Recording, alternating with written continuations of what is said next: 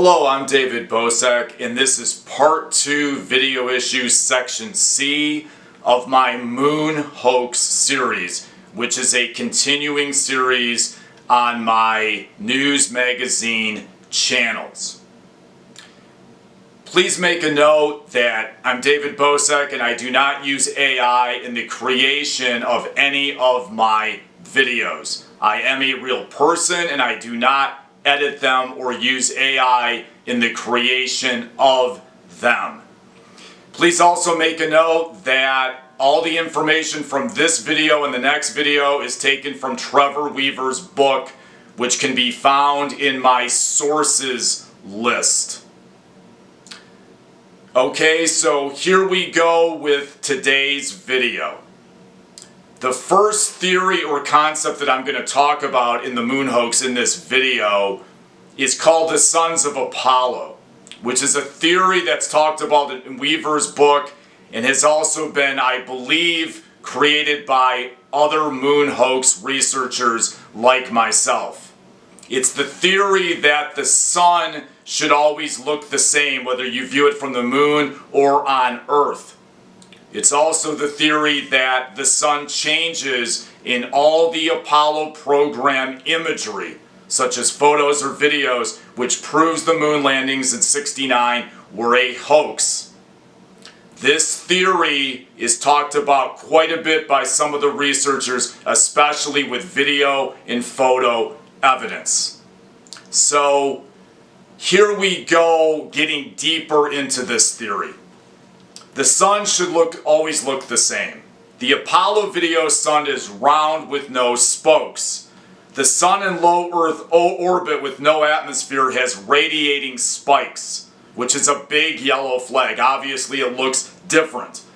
The Apollo sun is fake because it has concentric rings of light, which suggests, in my opinion, that multiple light bulbs or multiple sources of light were used for the sun or to create the sun in the faking. They may also have used a mirror. A lot of researchers like me believe this. An Apollo 15 video clip shows sun decreasing in brightness with the brightness of a scene. This would be impossible. It's a big yellow flag. This is on page 171 of the book. Skeptic Marcus Allen also has examples of a lot of these kinds of problems. He's published books with Trevor Weaver, and I've watched some of his stuff or listened to it on the internet or listened to it on AM radio. In Apollo 14 film For All Mankind at 2:41, an astro has multiple suns in his visor, which would be impossible. I believe that was Alan Bean. It doesn't really matter, but it happened.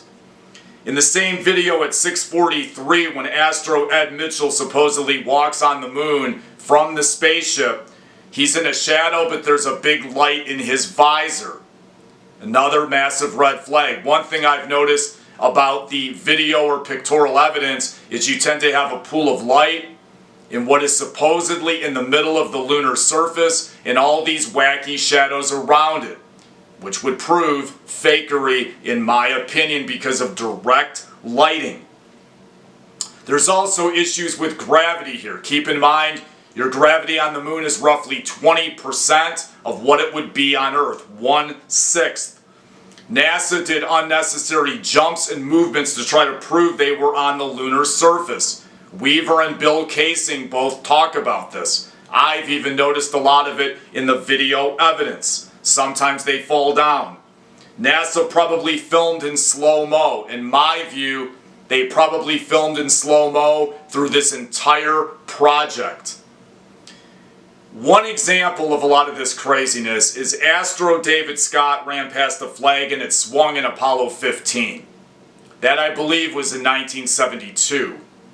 It's obvious the flag was on Earth because it swung. You can't have flag movement in a vacuum. It's obvious issues of fakery. Joe Rogan talked a lot about it on the internet over the last maybe 20 years, and Weaver talks about it in his book. The explique on this would be the Astros were in slow motion in videos. That's how they were filmed to fake it. It's all over the research. If you go closer to the camera, the slow-mo is decreased. You move further away, they increase it. Weaver thinks slow-mo techniques were used. I agree. I think all of it was done in slow-mo, especially with video evidence. You can jump higher on the moon, but the videos show little elevation in movement. 2 feet on the Earth, for example, would be 12 feet on the lunar.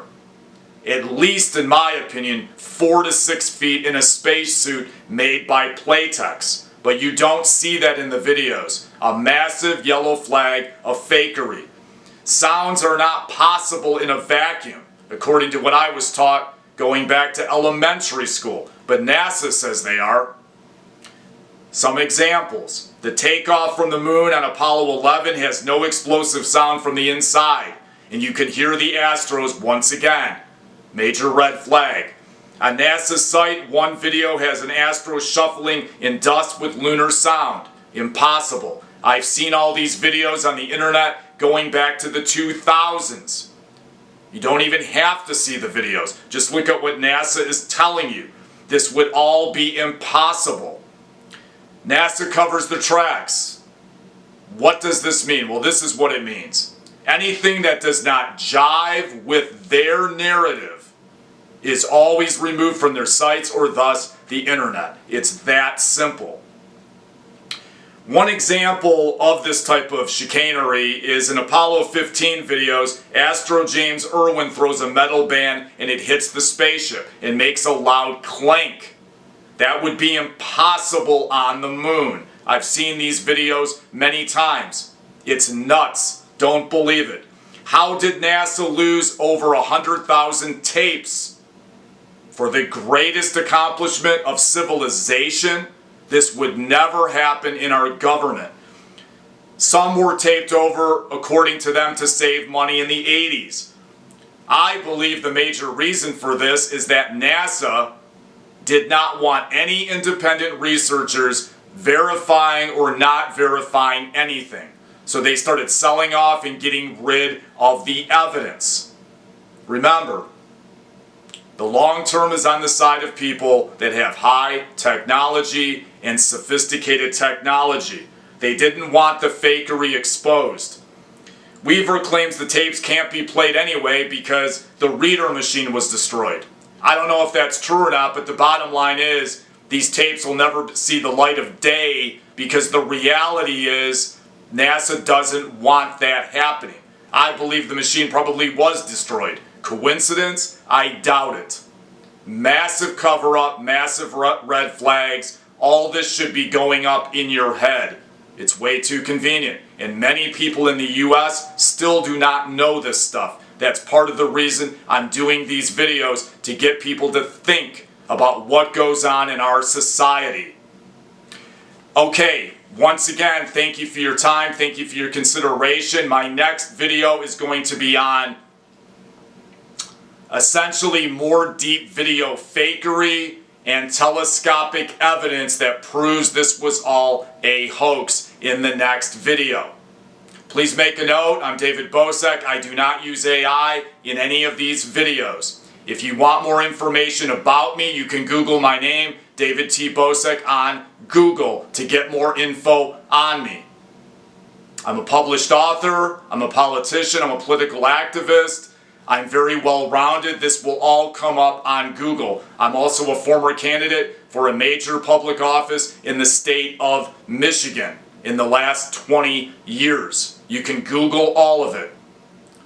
On Goodreads, there's a detailed biography about me on there on Goodreads.com. There's also information about me as a published author, along with my blog on major issues. This is all active and it is all on Goodreads.com. I also have 6 major X or Twitter accounts. You can consult all of these and more about me on the internet if you want more information about me. Okay, thanks a lot for your time. Here ends this video. I'll see you in the next video. Thank you. It's free to subscribe.